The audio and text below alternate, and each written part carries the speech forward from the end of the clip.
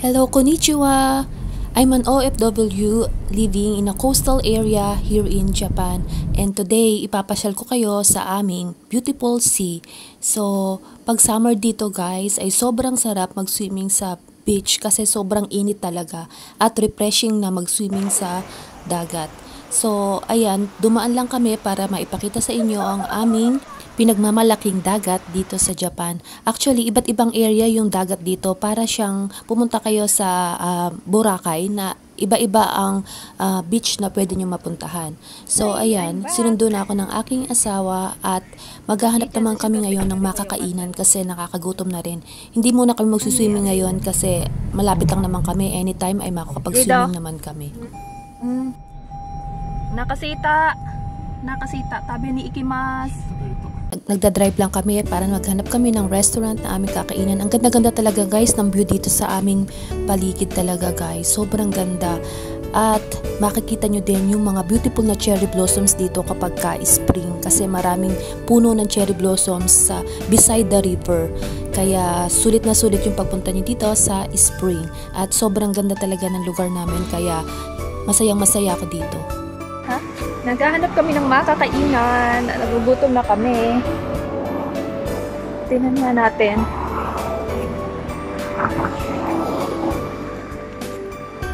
Ayan, at nakita nga namin itong local ramen house dito sa Japan at sobrang famous daw nito at talagang pinipilahan talaga siya. So 1,350 yen or almost 600 pesos yung isang set ng ramen dito. Marami ka din choices na pagpipilian at sobrang sarap. So, ang favorite ng anak ko ay ayan, yung soy sauce ramen. Tapos, yung sa asawa ko ay tonkotsu ramen. Sobrang sarap guys ng ramen na to. Talagang authentic talaga siya.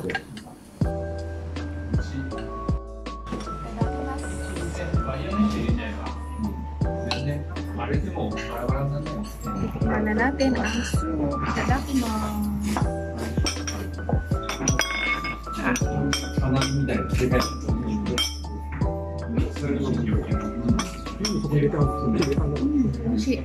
Dashi no, gyokai no dashi ga.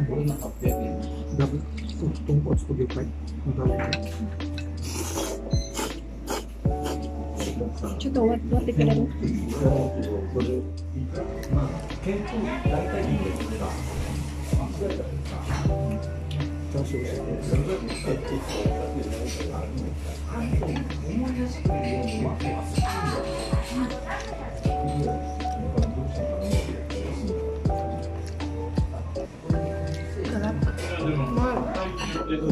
美味しいよこれ。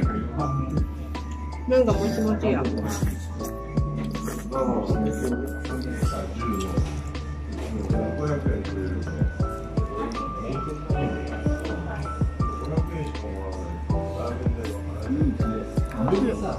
Sarap.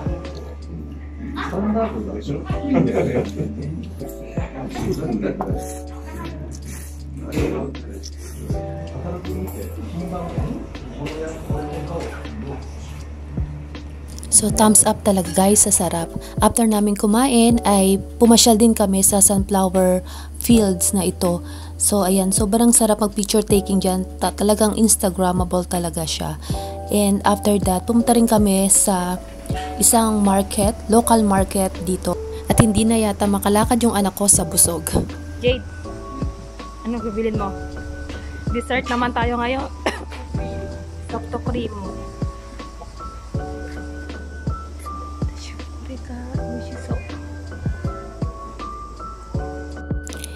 Ito guys yung market na kung saan dinadala ng mga locals yung mga harvested na vegetables and products nila dito like breads, fruits, vegetables at kung ano-ano pa na mga handcrafts at dito nila pinagsasama-sama para ibenta sa mga tao.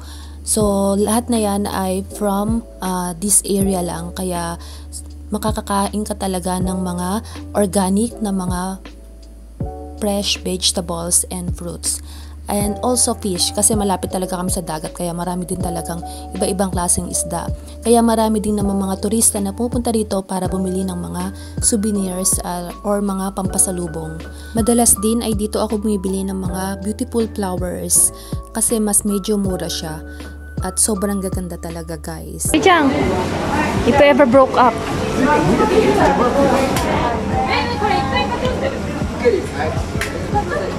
Ayan, pasensya na kayo sa walang kain na energying TikTok ng aking anak. Para hindi kumain ano. And today, meron pa silang palibreng game para mag-enjoy yung mga kids at yung mga mother and father na rin.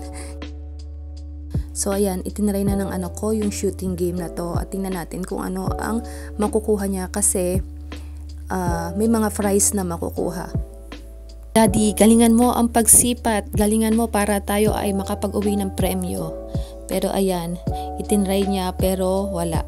Kaya wala kaming naiuwi, guys. Ayan, pakyut muna tayo at ikot-ikot muna tayo dyan. Hindi ko lang alam, guys, na-amaze ako sa ano na to, sa plants na to. Hindi ko alam kung anong tawag sa kanya. Pero para siya yung pang-brush ng mga bote ng bata, yung pandede ng bata. Nakaka-amaze, ano? Tapos ito pa yung ibang mga products na pwede nating mabili dito sa local market na ito. Ayan, lalo na yung mga fresh na fish na yan. Sobrang sasarap niyan, guys. Hindi siya masyadong maalat at masarap talaga. Tapos ayan yung mga jams at saka yung mga honey at kung ano-ano pa na tinitinda dito sa local market. Pero yung pinunta namin dito ay itong dessert na to na sobrang famous niya kasi sobrang sarap talaga, guys, nung ice cream. Talagang creamy talaga siya. Tapos meron siyang mga toppings na mga fresh fruits na ikaw ang bahalang mamili kung ano ang gusto mo. Kaya sobrang nag-enjoy kami. Ang sarap din ng ganitong pagbabanding. So let me try it. Blueberry soft cream. So they said it's so milky and creamy. That's right. Milky and creamy. なんか練乳の味もするね。練乳。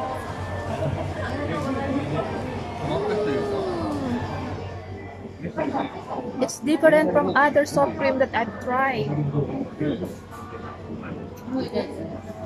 At ito nga pala yung yung video ng place na to kapag ka-spring. Nakita nyo, 'di ba? Puro pink yung paligid niya. Mga cherry blossoms 'yon. Sobrang lawak niyan, sobrang haba nung mga cherry blossoms trees dito sa tabi ng river. Sobrang magi-enjoy talaga kayo. Hope to see you here in Japan. Thank you for watching.